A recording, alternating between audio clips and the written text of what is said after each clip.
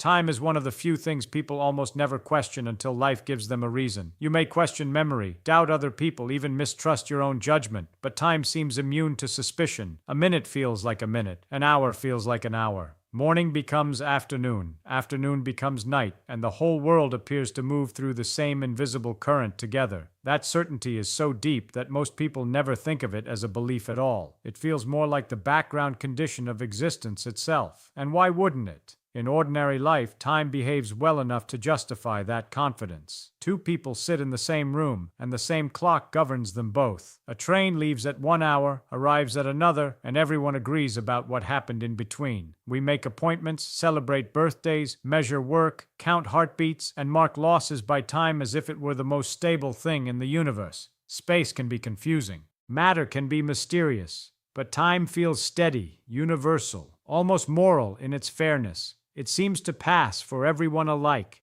That is the intuition this story has to break, because the moment light enters the question, the ordinary picture begins to fail. Not gently, not philosophically, physically. Light behaves in a way that common sense cannot comfortably absorb, and once physics takes that behavior seriously, something astonishing happens. The universe is forced to give up the idea that time flows the same way for everyone. At first, that sounds impossible. Surely time can stretch emotionally. It can feel slow when you suffer and fast when you are happy. But underneath those feelings, we assume there is still a real clock, a deeper time, ticking identically for all observers. That assumption seems so basic that it hardly feels optional. Yet the physics of light puts it under pressure immediately. What makes light so dangerous to common sense is not merely that it is fast. It is that it refuses to fit the ordinary logic of motion. In everyday experience, speeds add and subtract in ways that seem obvious. If a car moves toward you, it reaches you faster. If it moves away, it recedes more slowly relative to you. Motion feels relational. It depends on who is moving and who is watching. That principle works so reliably in daily life that we build our entire intuition around it. But light does something that should not be possible under that picture. And once that happens, the universe faces a choice. Either the laws of physics fail for different observers, or the very framework in which those observers measure reality, space and time themselves, must change. That is the threshold you are standing on. The strange behavior of light does not merely add another curious fact to science. It attacks one of the oldest and most comfortable assumptions the human mind has ever held, that time is a single shared river carrying all things forward together.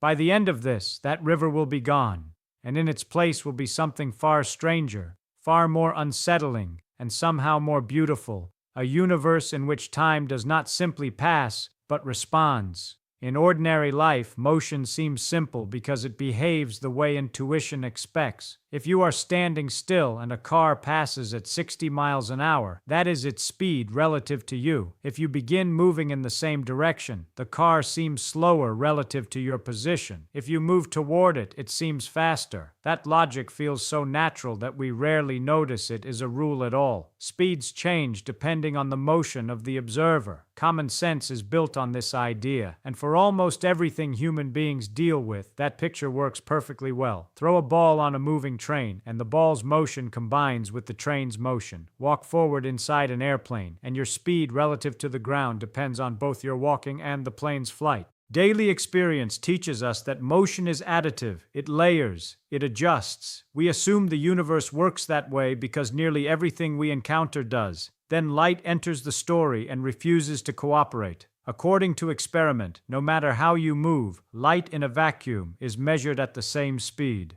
Not almost the same, not approximately the same, the same. If a flashlight shines from a moving ship, the beam does not simply inherit the ship's speed the way a thrown ball would. If you race toward a beam of light, it does not slow down relative to you in the ordinary way. If you move away from it, it does not speed up from your point of view the way common sense says it should. Light ignores the logic that governs familiar motion. This is not a poetic claim. It is one of the most experimentally secure facts in physics, and once you accept it, the trouble begins immediately. Because the universe cannot preserve two things at once, the everyday idea that space and time are fixed for everyone, and the fact that light speed never changes between observers. One of those must give way. At first, it seems obvious which one should break. Surely the measurement of light should adjust just as the measurement of any other moving thing does. But nature does not permit that. Light's speed remains constant, so physics is forced into a stranger conclusion. If light cannot change to accommodate the observer, then the observer's measurements of space and time must change instead. This is the turning point. Light is not merely another fast object moving through an ordinary universe. It is the thing that reveals the universe is not ordinary at all. The speed of light acts like a boundary condition built into reality itself, and everything else must reorganize around it. Imagine what that means. Two observers moving differently can no longer be assumed to share the same measurements of duration and distance if both are to measure light at the same speed. Lengths must contract, time intervals must shift, simultaneous events must stop agreeing across frames. The old framework of absolute space and absolute time cannot survive intact. That is why light is so disruptive. It does not behave like a car, a train, a ball, or anything else your instincts were trained on. It exposes the limits of those instincts. The universe does not ask light to fit our expectations. It asks our expectations to bend around light. And once that happens, the next consequence is unavoidable. If the speed of light remains fixed for everyone, then clocks moving differently through the world can no longer keep the same time. The price of light's constancy is that time itself must stop being universal. Once light's strange constancy is accepted, the next step is unavoidable. If two observers are moving differently and both must still measure light at the same speed, then something else has to give way. It cannot be light because experiment refuses that escape. So the thing that changes is time itself. This is the heart of relativity, and it is where common sense begins to fail completely. We are used to thinking of time as the silent background of the universe, the stage on which events happen. According to that picture, clocks may be poorly built or badly read, but time itself remains untouched beneath them. Relativity shatters that comfort. A moving clock does not merely appear to run slowly as a trick of perspective. It actually measures less elapsed time relative to a differently moving observer. Time dilation is not an illusion in the ordinary sense. It is built into the structure of reality. The cleanest way to see this is with a light clock. Imagine a device made of two mirrors facing each other, with a pulse of light bouncing between them. Each bounce marks a tick. For someone at rest beside the clock, the light travels straight up and down, and the timing seems simple. But now imagine that same clock moving sideways relative to another observer. From that outside perspective, the light no longer traces a straight vertical path. Because the clock is moving while the light travels, the pulse must follow a longer diagonal route between the mirrors. Now the crucial fact returns. The speed of light must remain the same for both observers. If the light in the moving clock travels a longer path but cannot travel faster, then each tick must take more time. There is no escape from this. The clock itself runs slower relative to the observer who sees it moving, not because the mechanism is damaged, not because the measurement is clumsy, but because motion changes how time is measured. This is the universe's solution to the problem light creates. Light keeps its speed, time stretches. And once you see it this way, time dilation stops sounding like a bizarre trick and starts sounding like geometry. The world is not violating logic. It is obeying a deeper logic than everyday experience prepared us for. Motion through space changes measurement through time because space and time are not separate containers. They are bound together. When one must adjust to preserve light speed, the other adjusts with it. The effect is tiny at ordinary speeds, which is why daily life hides it so well. Walk across a room, drive down a road, fly across an ocean, and the difference is far too small to notice directly. But the principle is real even there, and at higher speeds, it becomes dramatic. Astronauts, satellites, and fast-moving particles all confirm it. Clocks aboard GPS satellites must account for relativistic effects, or the entire system would drift into error. Certain unstable particles created in Earth's atmosphere survive longer when moving at high speed because, from our frame, their internal clocks are running slower. Relativity is not philosophy. It is engineering, experiment, and measurable fact. Importantly, no observer feels their own clock misbehaving. Your heartbeat, thoughts, and motions remain normal within your frame. The slowing appears only when comparing paths through space-time. That is why relativity is so difficult emotionally. Nothing seems wrong locally, yet reality refuses global agreement. Each traveler carries a real time of their own, and only comparison reveals the difference that motion has carved into duration for them. And that means something astonishing. Time is not the fixed river we once imagined, carrying everyone forward at the same rate. It is more like a measure of passage woven into motion itself. light forces the truth into view. To keep its speed unchanged, the universe does something unbelievable. It lets time run differently depending on how you move through the world. Time dilation is unsettling enough on its own. It tells you that two observers moving differently may not agree on how much time has passed. But relativity goes further than that, and this is where the subject becomes truly disturbing. It does not merely alter the rate at which clocks tick, it breaks the idea that the universe contains one single present moment shared by all things everywhere. In ordinary life, now feels obvious. You assume that while you are reading this sentence, other events elsewhere in the world are also happening now, even if you do not know about them yet. Distance may delay information, but common sense says there is still a definite global present underneath those delays. Some things are in the past, some in the future, and some are happening now. That division feels natural, almost unavoidable. Relativity does not preserve it.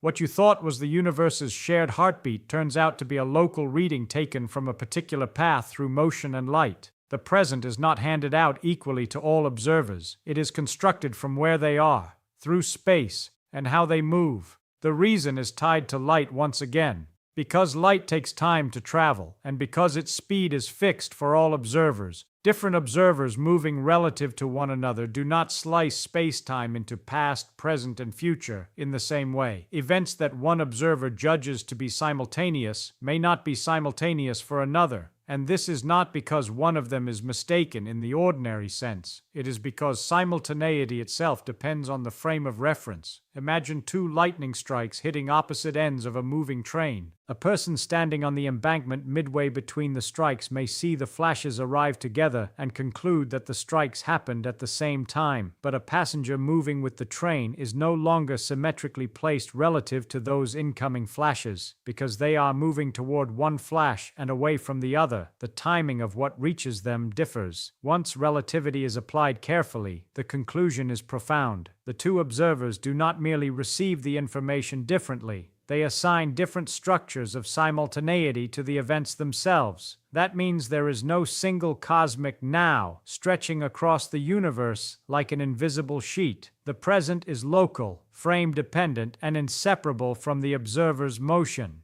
Two people moving differently can disagree about the order of distant events, not because reality has broken, but because the universe never contained one universal present to begin with. This is one of the hardest ideas in physics to absorb because it violates something emotionally deep in us. We do not just use time to measure change. We use it to feel connected to the world. We imagine ourselves sharing a common moment with distant cities, stars, loved ones, and histories unfolding elsewhere. Relativity weakens that comforting image. It suggests that the idea of a single shared now may be more a feature of human psychology than a feature of reality itself. And yet the theory is not creating chaos. It is revealing structure. Space-time still obeys laws. Causes still precede effects in ways that preserve consistency. You cannot use relativity to make contradiction easy or erase order from the universe. What changes is not reality's coherence, but our expectation that all observers stand inside the same temporal map. So the deeper consequence of light's behavior is not just that time runs differently. It is that the universe itself is more relational than we imagined. Reality is not organized around one master clock announcing the present to everything at once.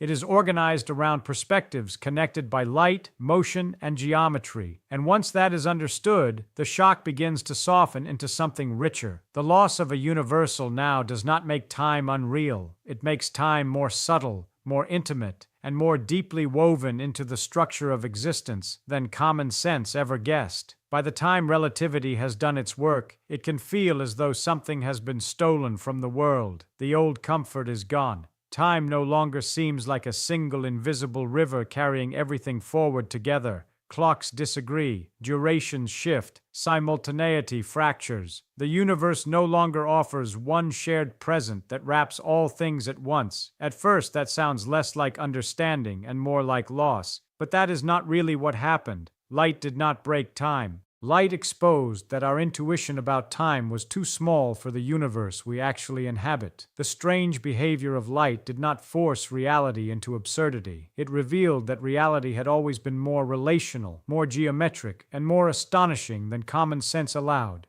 We mistook familiarity for truth, then called the deeper truth unbelievable when physics uncovered it. That distinction matters. Relativity is not telling you that time is fake, or that everything is subjective in the loose, fashionable sense people often mean by that word. Time remains real. Aging remains real. Duration remains real. Cause and effect remain real.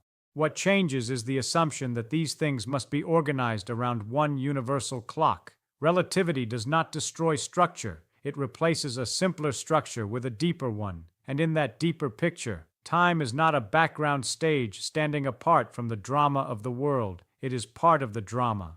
It is woven into motion, distance, gravity, and the behavior of light itself. That means time is not something the universe hands out equally to every observer. It is something measured along paths through space-time, shaped by how those paths are taken. There is something humbling in that. Human beings evolved at speeds so slow and scales so small that absolute time seemed obvious. It worked well enough for daily life, so the mind built certainty around it. But nature was never obligated to fit our instincts. The deeper we looked, the more clearly we found that the universe was not made to satisfy intuition. It was made to obey itself. And yet this does not make reality colder. In an odd way, it makes it more beautiful, because time becomes less like a rigid machine and more like a subtle relationship between observers, events, and the fabric through which light moves. The cosmos is not chaotic, it is exquisitely structured. It simply refuses the simplicity we first projected onto it. Even your own life feels slightly different once this is understood. The seconds you live by are not illusions, but they are local. Your body, your memories, your routines, your waiting, your joy, your losses, all unfold in a real temporal order, but not one detached from the rest of physics. You are not standing outside the universe measuring time from a safe distance. You are inside it, carried along a particular path with your own clock, your own motion, your own share of duration. That, perhaps, is the final wonder. Light did not merely reveal a technical fact about equations and clocks. It revealed that time is not the simple container we thought we lived inside. It is part of the architecture of reality itself. What felt fixed is dynamic. What felt universal is relational. What felt obvious was only local. So when we say that light forces time to do something unbelievable, the deeper truth is even stranger. Light forces us to admit what time was doing all along. It was never a single master rhythm governing all things equally. It was always woven into the structure of the universe, waiting for us to notice. And once you do notice, the world becomes less comfortable perhaps, but infinitely more profound.